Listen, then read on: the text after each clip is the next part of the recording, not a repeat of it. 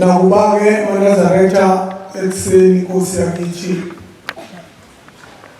ichazile usuku lwanamhlanje, kodwa nami ngiyafisa ukuthinta ukuthi siyabonga, ngibonge enkosini enkulu yesabatha ngokubane isiphe lo mthandazo singabenguni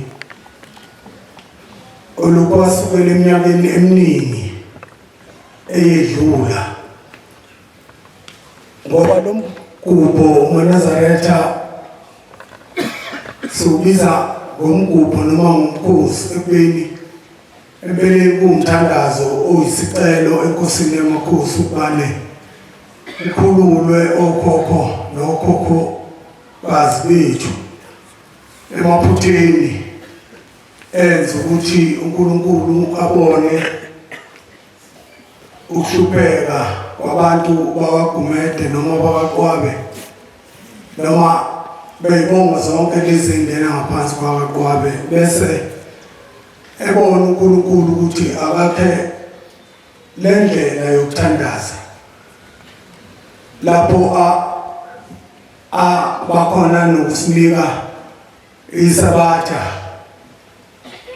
asinikeza nomgidi uNazaretha ukubane siwuthandaze lo mthandazo wezinto ezazingathandeki kahle ezenzeka esikhathini esiphambili, nezinye-ke ezenzeka namanje ngoba abanye awuqondi kahle lo mkhosi ukuthi akuwona umkhosi wenjabulo lo, kepha umkhosi ukulungisa amaphutha. uNkulunkulu abona ukuthi ukuze sikwazi ukwalungisa sizibongo zonke ezihlobene, ungcono sihlangane emzini wakho ingcwele silungise leli phutha. Namhlanje-ke uNazaretha kuyilolu suku, ngenxa yokuthi-ke usuku lukaJehova leli, njengoba incwadi sifundiwe ithi lolu suku olokudumisa uJehova kuphela. Nakuba-ke uNkulunkulu wasincikisa ngendlela asincikisa ngayo, kodwa kufanele simbabaze ngalolu suku, ngoba kuningi uNkulunkulu asesenzele khona okukhomba ukuthi uyasilwisa lempi. Ukhona la qaqeka khona ibopho. Ngakho-ke uNazaretha kuhle sikhulume simbabaze uNkulunkulu. Ngibe nomuzwa-ke isikhathi esiningi ukuthi engathi uma ngikhuluma phakathi kwabangcwele ngingaba nakho ukuveza amanye amaphuzu asize umuntu uma esuke ehleli yedwa, amaphuzu amayelana nomlando, ngoba uNazaretha ngisho lento namanje ngisayisho, bayongifakazela abanye ukuthi kubalulekile ukuthi sazi la sisuka khona, ngoba lokho kuyasilungiselela ukuthi sazi la sibheke khona. Kube nokudideka-ke abantu abaningi mase kuqhubeka lokhu kukholwa, kube nembono eyiqhamuke lapha nalaphaya egcina isibadida abaningi, kodwa kufanele-ke kulokhu kuthintwa. Ngithande-ke uNazaretha ukugcizelela ukuthi njengoba siphambi konyazi siphambi kaNkulunkulu, kubekile uQwabe ekuseni ukuthi la ebukhosini lobu ophethwe thina esabunikezwa uShembe uNyazi lwezulu, iba khona lento ekuthiwa ubamba. Uma kuya ngokuthi ngiyakhothama njengamanje mina ingane yami isencane, kube khona-ke ibamba lapho ukuthi-ke akube khona ozobamba isihlalo uze kube ukuthi ingane iyakhula. Kodwa kulokhu kwasezulwini maNazaretha selokusazalwa silandela ngaphansi kwalokhu ukholwa, asazi sizwe kuthiwa khona ushembe obambayo. Kuyafuneka-ke maNazaretha ukuthi sigcizelele lokhu ukuthi ushembe ohleli phambi kwethu uyena umnikazi wazo zonke noma walo lonke leli sonto nakho konke okuphakathi la. Futhi akukho okuyikusasa laleli sonto ongekho ezandleni zakhe. Akekho umuntu onekusasa laleli sonto othi phethe uyena. Niboqaphela maNazaretha lo ubaba ohleli phambi kwethu ukhona isindolozelo esasiwusho esikoleni safunda ezenkolo kuthiwa uNkulunkulu wehlizulwini waba umuntu ebantwini. Ngicabanga ukuthi nala esihlabelelweni sikhona esinalelo vesi. Lokho maNazaretha uNkulunkulu kwenze ngenhloso yakhe esingenambuzo, esingadingi ukuthi sibe nembuzo, sibe nokufuna impendulo ukuthi kwenzeke kanjani. Thina kwethu ukulandela, thina kwethu ukuqa phambi kwesihlalo sobukhosi sicele lokho esicelayo uNkulunkulu asemukelise, bese siyaneliseka ukuthi lo ophambi kwethu uNkulunkulu. Ngakho-ke maNazaretha noma biziphi inkulumo ezikhona evumuzayo la nikhona kuyindawo ngeyindawo, liboshaya indiva lezo inkulumo bese nibheka nje kuphela ukuthi zinganiphazamisi kulokhu uhamba okuyingcwele. Ngoba maNazaretha inkosi njengoba iphambi kwethu isemlandweni. Masizwa-ke ngabadala ngoba ezinye indaba ey'ndala siyicoshe kubona abadala abangaphambi kwethu, abazali bethu abasheshe bayibona le ndaba. Kunenkulumo ewumlando la esontweni maNazaretha ngiyithanda ukuyithinta ngoba ngiyazi ukuthi kulolu gqobo uNkulunkulu anginike lona nami olulingana nami lokuba inkosi isizwe sasemthandeni. Ukona engathi mangukhuluma okuyiqiniso bese kuyanamathela kumuntu umsize ngesikhathi seyiyaluyalo. Kuthiwa maNazaretha ubaba omkhulu kwafika isikhathi la ebuza khona uNkulunkulu ukuthi uma kufika isikhathi sokuthi abuyele ezulwini uJehova ubani ohola leli bandla. Ngicabanga ukuthi lo mlando ubalulekile kakhulu kumuntu mangase awumake ulaba bazumaka khona ukumaka la uthisha bemaka khona bemakela ingane, khona ukumaka la umaka khona inkulumo bese uyigcina, khona umaka kwasegroundini makusuke edlalwa ibhola. Lokhu kwemina umake engikhuluma ngakho ilokho ukuqaphela ukuthi ubaba omkhulu ngesikhathi ebuza uNkulunkulu ngalo mbuzo nakuba bekhona abantu ababefundisa abamiswa noshembe lababili, kodwa okubalulekile maNazaretha uNkulunkulu wathumela ubaba omkhulu emumva wamyalela ngamadodana amabili. Ukhona endala bese kukhona elandelayo. Endala kuyilanga lamalanga, elandelayo kuyinyanga yezulu. Ufuna uyibambeke lapho leyo nto ukuthi inyanga yezulu ayizange ibambele muntu, ilanga zange libambele muntu, kepha kwawe uNkulunkulu abamiso wawomkhulu ukuthi liyophatha ilanga lamalanga. La kufika khona isikhathi lisuka ilanga lamalanga iyongena inyanga yezulu. Ngibela lokhu-ke inyanga inyanga yezulu yona eyophetha imbenge. Phetha imbenge kwabili nakho khona lokhu imbenge lethungwayo ihamba ifike esiphethweni.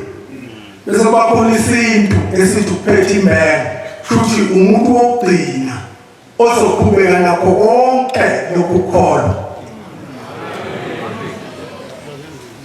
Uqapheleni-ke eNazaretha nalapho inyanga yezulu yanikezwa yona yodwa lelo gunya. Ukuthi inyanga yezulu ezomnikeza lelo gunya mangabe uNkulunkulu eseyibizela endaweni yakhe. Uyena obesenegunya lokukhomba naye ozomlandela. Angiboni-ke mina into engenza silokhu sikhuluma sizwe inkulumo zokuthi emva konyazi ubani ngoba lokho kukhuluma uyophuma unyazini lwezulu. Azingabikho eNazaretha iprofeto ezingazange zibekwe. Asikho isiprofeto esithi uShembe uyozwa ngathi thina abantwana bakhe kube yithini esimtshelayo ukuthi ubani ozokulandela. Idimoni lelo. Ngakho-ke makhona umuntu omtshela lo nto ungamlaleli. Ngoba uma umlalela uyosuthatha yile madoda amathathu okuthiwa aphuma entawazwe ehambisana nobaba omkhulu. Athi Shembe uthi wakhala thina sibhidliza ngala eceleni. Ngoba sithandi lento oyoyenza ngoba uNkulunkulu ezosindisa umhlaba. Ngakho-ke eNazaretha kuhle sazi la sisuka khona ukuze sazi la sibheke khona. Uyasho uJehova esihlabelelweni uthi masizazi indlela zomkhululi wethu. Indlela zomkhululi wethu-ke indlela zomqalo walokhu kuhamba. Okuyena umhlahlandlela ukuthi yini okufanele yenzeke. Ikhona into eNazaretha engafanele. Ngake ngathi ngingena kulesi sihlalo ngomnyaka ka1998 ngangena ngo1998 mina ebeni inkosi isizwe sasemthandeni. Kwathi ngifika kukhona induna ngenza umzekelo. Ngifika khona induna lapha intshebe ezimhlophe. Ngaleso sikhathi-ke nami ngangisenetshebe emnyama futhi ngiyibhungu impela nginesihluthi sami nje esihloniphekile. Ungakenzeki lokhu. Ngibona njengamanje. Akhomba ukuthi ihambile iminyaka. Njalo mangihleli lapha esihlalweni phambili ngithi ngiyakhuluma bese kwakhona induna ethi miphakama. Iphakame njalo ithi malunga umkhandlu njengoba umntana enkosi esekhulumile. Njalo umntana enkosi yona angithi ibiphethe nobaba. Manje indala akuvumi ukuthi ithi inkosi mina. Ilokhu nje umntana enkosi. Ngakho-ke eNazaretha la esontweni uShembe akakaze abe mncane.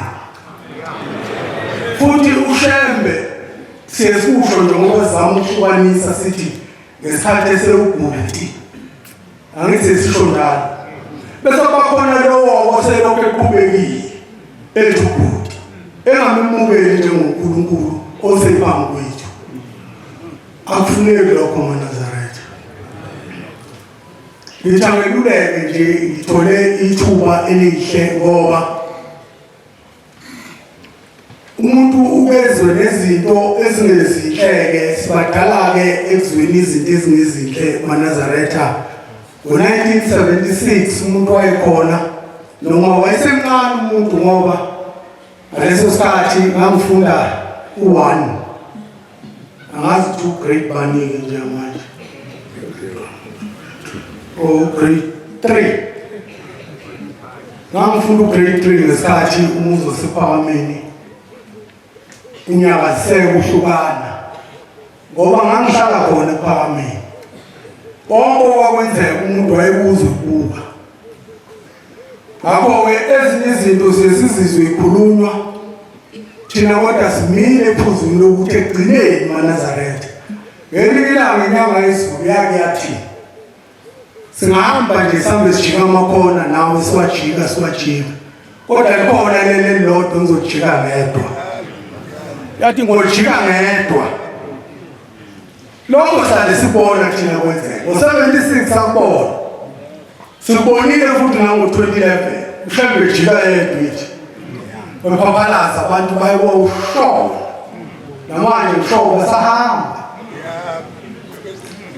lokho kufanele niqaphele maNazaretha ngoba into eyohlala yenzeka uhambe ngesikhathi entabazwe efunga ngesihlahla ukuthi lesi sihlahla uma sesabona kuyophela lokuNazaretha kodwa uma lesihlahla singabulanga ngeke kuphele lokuNazaretha angithi masile entabazwe isihlahla siyasibona sikhona okusho noma yiliphi itulo elingakhiwa la kulo muzi kodwa kuyogcina ushaya aliyekwe phela itulo kuvele kuyekwe nje uphile ukhonzwe unyazi umuntu akathathe lestika khona istika esibhaliwe lesithi lo ngamthandi uzamthanda thatha leso stika usinamathele edokotweni lakho noma usinamathele lakwena esifubeni kulokhu ufunda nje ukuthi lo ngamthandi uzamthanda ilokho maNazaretha okubalulekile uhambe nje phambi kwethu uye lo wayekhona eqaleni namanje kusewuyena ushilo kwabe kuseni wathi ushamba ngashintsha ngoba namanje sifunde isihlabelelo maNazaretha esisabhala esimile nesisifundisayo unganaki izinto eziyishintshe phambi kwakho umuntu bese udideka mawubona khona izinto ezenzeka kuyisabatha ezithephecelisa limini igama elithi lolu suku lungumkhosi kaJehova ongcwele olokudumisa uJehova kuphela yabona ukubuka thina sibuka phambili singavumi ukubuka eceleni ungalokhu kusola ukuthi ubuke la eceleni uma ngivule leli vesi bese ngibona ukuthi hayi correct mangibuka oba abantu basheshe ukusheshe bathatheke uthi mawenza into yaziyo wena oyifundisiwe angakayishintsha uJehova bese kube ngathi uphuma kulayini kuthiwa uphuma kulayini lo okusho ngezindlela maNazaretha thina sabe sezwa ukuthi inkosi langa yakathi kuphakamile maNazaretha mangangena la enkonzweni ngiphuzile nibongikhipha bayazi abantu abadala inkosi iyasho kanje okusho kunezinto ongafanele zenzeke la kumnyama noma kubomvu bangazenza abanye eBhayibhelini angikwazi iBhayibheli kakhulu kodwa ngeze ukuthi kukhona incwadi engayazi ukuthi uncwadi bani kodwa amazwi ayo athi ngesikhathi uJesu efika la emhlabeni wayezofundisa ezoshintshisa abantu emkhubeni emibi ebafaka emkhubeni emihle wayezile ukuzowehlulela into engiyibukayo uShandulo ekhona la uShandulo uyabafundisa uyasifundisa usifaka endaweni enhle akashumeli umuntu niyabona izinto ezikhulunywa abantu ku-Facebook obani uShandulo uyeshumela njengamanje ngabe sebeshulelwe labo bantu kodwa uNkulunkulu babekele usuku lwabo la bezohlangana khona naye ngale bese fika uJehova sethi wabona-ke ngale nkulumo nale ndawo kufanele abazali balezingane ethu kushayela no-Facebook noma ku-TikTok abasukume bayiphuze ngoba uyenza ngenyelele kwenye indawo khona lento ayishilo kwabo ukuthi khona umhlaba kuphela ilapho uMhlembe enamandla futhi namanje wayeka ngamabomu ngoba siyakhumbula naseBhayibhelini uJesu wabahlangana nezaphula mthetho izoni edla nazo wasekusuka laba bakholwa kakhulu bayombuza ukuthi yini endlela nabantu abakulelizi washo kanje uJesu wathi uzolungisa laba bantu akezele labo abavele belungile uzolungisa labo abangalungile sithi isihlabelelo lapho 28 sithi lapho bekuthele khona ababegcinisa abantu ababheke ngamehlo abo ubabheka njengomakoti ehlonipha umyeni wakhe umakoti ehlonipha umyeni angithi sukwebhekeli kodwa imbuka ngala icilile abambuki ngo iyafana lento manazana ushembe uzele izaphula umthetho ukuthi ayibusele la esontweni thina sesila fanele siqoqe sizakhe lana kudinga ukuthi uzulandele uhamba uhlukela uhlukela kwa musu wenziwani musu wenzithu into fanele ngaphakathi kwena ukuthi ngoba ngiphambi kaShembe ngiphambi kaNkulunkulu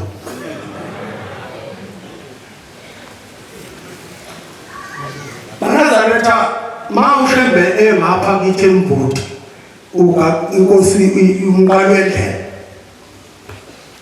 sekubona abantu bemfica emfuleni lapha sebeyaqoqana abanye baphuthuma kulomlungu odumo lo okuthiwa uyaphambanisa gaxa McIntyre nangumfundisi engikhumbuza sithi thina uMaqhayi Balantu uMcIntyre ukuthi akazobuka nangu lo muntu odlimbu zabo nowenza imkhulu uthiwa Manazaretha wathi efika umlungu ihasha phosela phakathi ehlabathini labishi ihasha ayinahlanga nesifuba phansi uhleke wale njalo umlungu akaqali noqala ukuthi khona azoyikhuluma abathe umlungu wabathe umlungu elwa nehasha ukuthi ihasha abathe abantu baqukule ihasha ukuthi uqukule aliphumi ihasha la kuthiwa inkosi yamakhosi yamanenje yamaphangwani ihasha phamisa izandla zombili ebhekisa phezulu laphuma laphashi ihasha ehlabathini uyabona umlungu akalilindanga ukuthi ihlale phansi kuthiwa baliphendule emoyeni walikhomba kamaphumulo baleka bayohlona ahlakazeka ngisho isiqubu lesi yasalindla mhlathe kamayelisa yaqhubeka ngeyokufanele kwenze abanye babona ukuthi akusiye umuntu lo Manazaretha sike mlando njalo esenzeka namanje besizizwe indaba kuthulayo besho inkosi yamakhosi iphendula ilungisa abantwana ebebengahlukanisile ukuthi balihlobolungu ukuthi uJehova umsa wakhe amlungise lo ukhona nomunye umuntu ongenza leyo nto na ngoba nongayenza leyo nto ngabe cela amandla la inkosi niyamnika ngokuthanda ngakho-ke Manazaretha asingadideki asiyilandele imithetho njengoba incwadi esihlabele lisho ukuthi fanele siyilandele imithetho ukuze uNkulunkulu amukele nemithandazo yethu umuntu angabi sesontweni ngesidumbu kodwa ngomoya wakhe ebeyintatele ey'ntabeni lapho ngoba ngokwenza njalo wena uthi ufihlile kanti uNkulunkulu uyabona siyafisa Nkosi yamakhosi nyazibezulu kuwo umthandazo wethu sonke futhi sikusho ngeqiniso ukuthi lawo abayizitha zonyazi uNkulunkulu akabashonise phansi uhle kwindongo eyinethile indongo eyinethile zehla ishabalala ame njalo uJehova emandleni akhe futhi Manazaretha sinenhlanhla ngoba uNkulunkulu wethu akawasebenzisi amandla anawo la ebandleni ngenxa yokuthi uNkulunkulu uyasithanda uyafisa ukuthi sonke sibe ngabantwana bakhe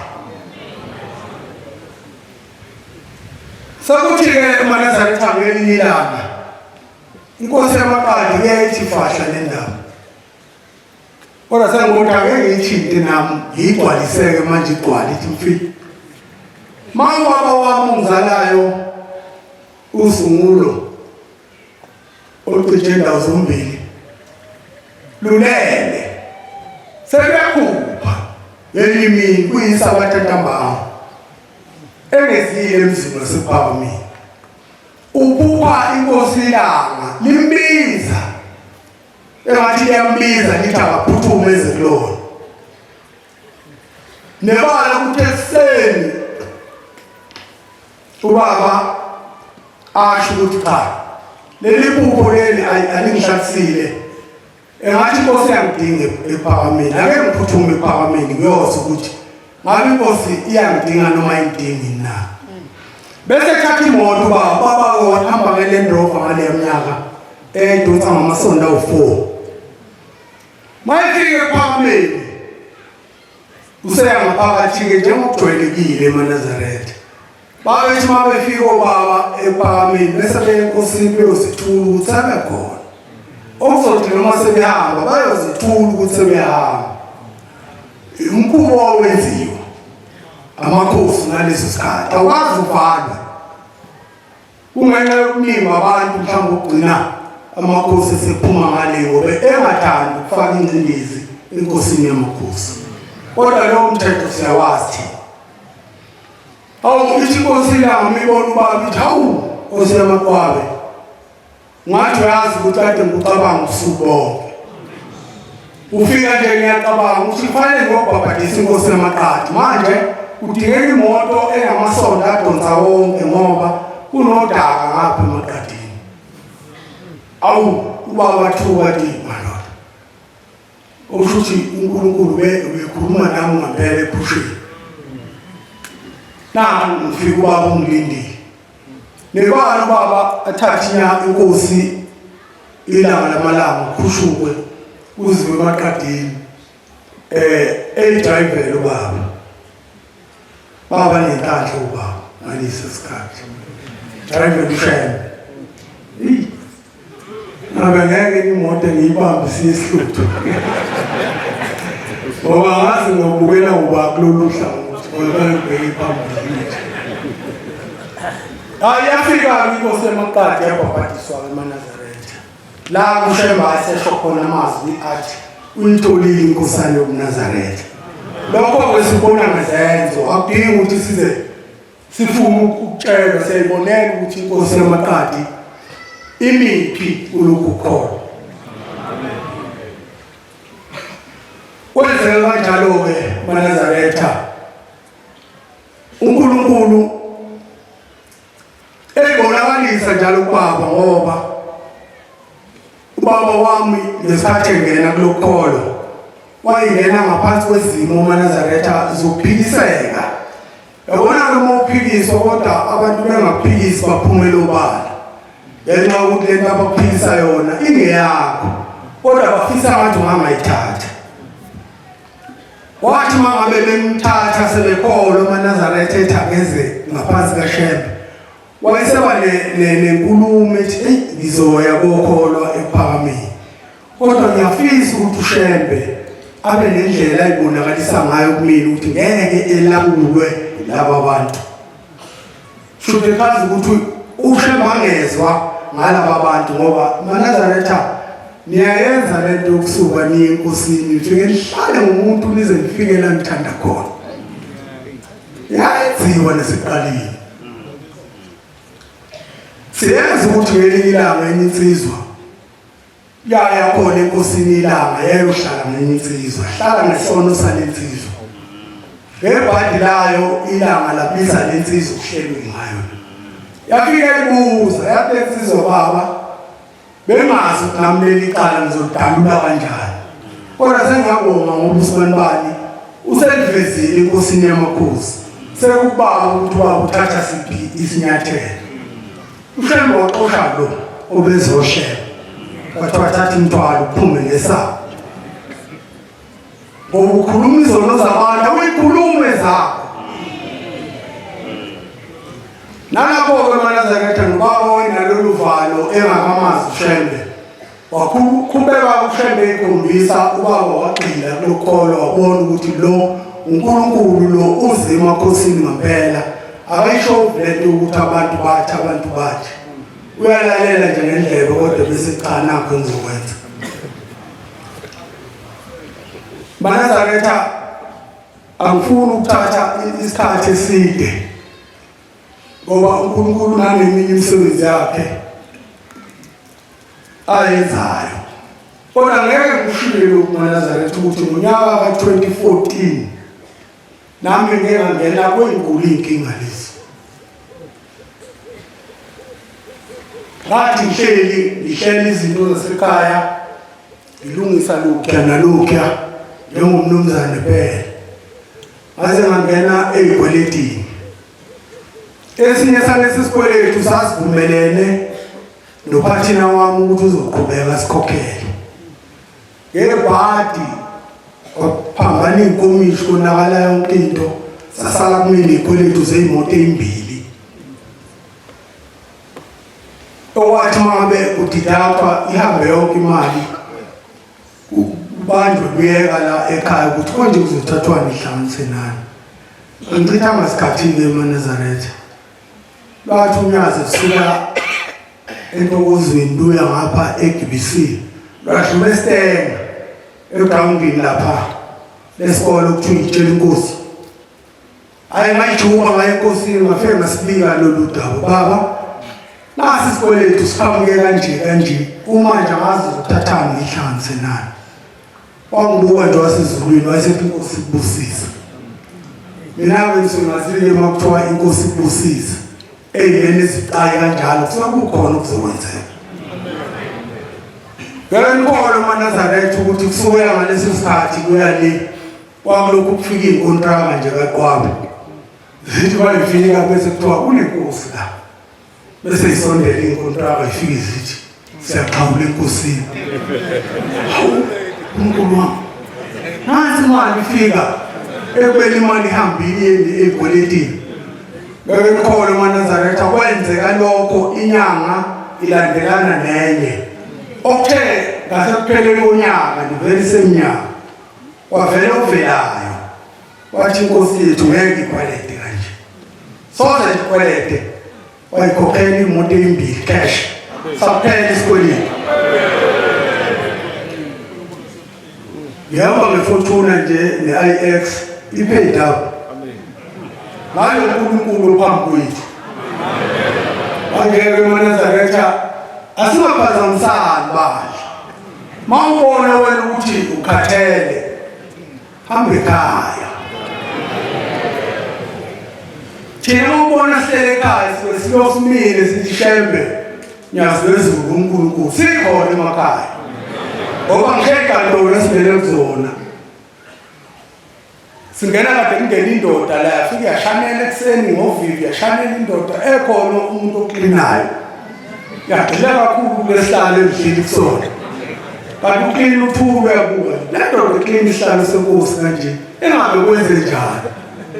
Ngifike mina ngithi nomthandazo wami omncane engangushaya sadlala ibhola. Mase ngimile esenta la ngithi uNkulunkulu wasePhamamini angiphumelele la. Yake ngashaya umnyama wobuntu. Bayazi abafundi abanye bakhona. Yake ngashaya igoli. Ngishaya umthandazo noma ngizohlala kulesihlalo nyazi lezulu. Susa yonke lento la. Ngihlale ngisukume bangibuke babuke ukuthi ngabe ngihamba kanjani. Bathothi ngihamba umkhumbi. Akukho lutho lomthila. Ngenxa yonyazi lezulu. Manazaretha eminye imizi imile ime uNkulunkulu osePhamamini. Ekhaya ubaba wakwahlala kuround owodwa shwi mayisixoxela uthi mayifika ngene kuround emzini wenkosi kuno-round owodwa. Kodwa ngokufika kwenkosi ilanga liwubusisa umuzi waseMthandeni liqamba umuzi walo lithi kuseMthandeni. Ungahamba ubuke ekhaya ubone ukuthi ihlele ekhaya mina. Ihlele emzini obona ukuthi awumuzi wenkosi. Munga nje mangikhuphuka ngemoto ngiphesele imoto igate ivuleke ithi. Ngikhuluma iqiniso ngoba konke kusukela la enkosini enkulu uNyazi lezulu. Ezinye izinto uManazaretha ziyadinga ukuthi sihloniphe futhi sizazise. uNkulunkulu njengoba phambi kwethu kufuna sijabulele usithokozise ukuba khona kwakhe phambi kwethu. Thina sake sakhula ePhakameni saba nenkinga la uNkulunkulu ayengasabonakali khona. Bayazi abantu abadala sasiza ingane thina. Engasabonakali. So thina sinenhlanhla ngobushembu lokho evele njalo ephakathi kwethu. Sekhaya phansi kaNazaretha ngiyafisa ukuthi ngigcizelele udaba lwenkosi inyanga yezulu. Ukuthi inyanga yezulu yake ishaya isifuba khona la bazokhumbula abantu. Yathi mina ngushembe wesithathu. Yathi mangawa manje la ngathiwa uwini ushembe wesithathu. Yayishiqiniso ngoba ngelinye ilanga yakuyatheleka emzini wasePhakameni abafana. Yafika yathatha umshumayeli umvangela udladla nomshumayeli uMadondo lo wagcine umfundisi la. Nenye inhlayisuko ngena ngaphakathi. Wangasangena ngaphakathi.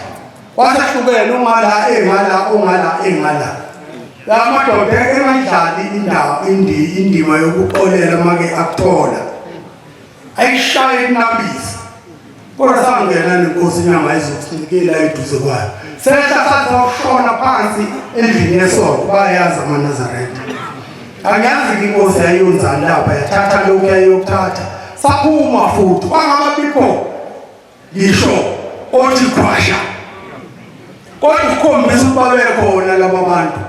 Omunye wabo wahamba egcineni. Wakhela impela la inyanga izulu eyikhona. Umnamathela ngesina wayewakhotha umhlabathi nomlomo. La sabona khona ukuthi awena amadoda khona ayasibuka.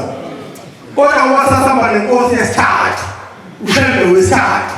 Sahamba saphumela ngaphesheya ongena emotini wakhuphuka wezana. Mawudlula nje eNazaretha wayehlile ePhakameni ukuthi ubuka ngala left ubheke ezantsi kunendlela ayiduze. La nje eduze kwegate. Indlela yezulu. Uma siduze ukuthi abayisizingane laba bantu ngoba babephika bethayena uNkulunkulu. Ingoba le nto ngeke bayilokothe. Oba ngathitheka bulani namasi. Obindlu kaNkulunkulu. Ingakho beyiyekile lokho ikhona. So ungavumi-ke nawe eNazaretha ukhohliswa abantu bethi unyawo lubambile lubambele ubani. MaNazaretha ayikho leyo nto. Unyazi uNkulunkulu ohlele esihlalweni salo njengamanje. Izwi lonyazi lona kufanele silalele njengamanje. Inkulumo lezi eziqhamukayo ngiyakufunga ngiyagomela ngithi la unyazi liyojika khona ikhona. Liyojika lodwa. Bese lusibiza thina. Luthozani-ke wena bami sengijikile likhona. Abanye bobe sebengene kwalasha. Siyafisa ukuthi nonke nibuyise inqondo nimethembe uJehova. Nkosi uNkulunkulu wethu ngiyacela baba ukuthi ngehlele ezansi Jehova ingcwele. Inkosi busise esenikuzwile.